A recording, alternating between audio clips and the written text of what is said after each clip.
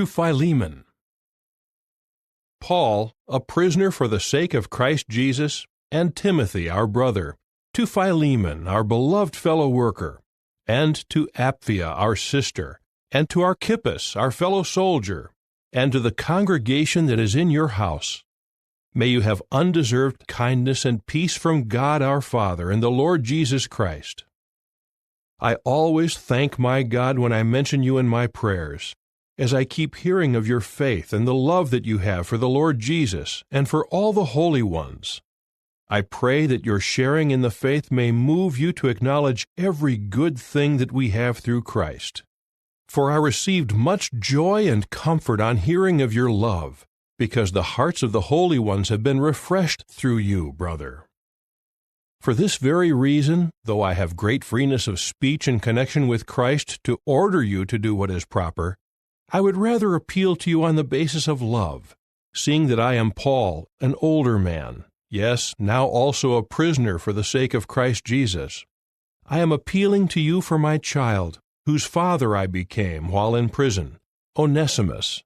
He was formerly useless to you, but now he is useful to you and to me. I am sending him back to you, yes, him, my very own heart. I would like to keep him here for myself, so that he might take your place in ministering to me during my imprisonment for the sake of the good news. But I do not want to do anything without your consent, so that your good deed may be done not under compulsion, but of your own free will. Perhaps this is really why he broke away for a short while, so that you may have him back forever, no longer as a slave, but as more than a slave, as a brother who is beloved, especially so to me, but how much more so to you, both in the flesh and in the Lord. So if you consider me a friend, receive him kindly the same way you would me.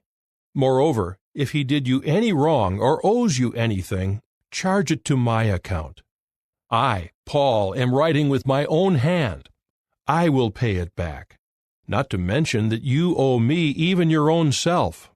Yes, brother, may I receive this assistance from you in connection with the Lord. Refresh my heart in connection with Christ. I am confident that you will comply, so I am writing you knowing that you will do even more than what I say. But along with that, also prepare a place for me to stay, for I am hoping that through your prayers I will be given back to you. Sending you greetings is Epaphras, my fellow captive in union with Christ Jesus, also Mark, Aristarchus, Demas, and Luke, my fellow workers.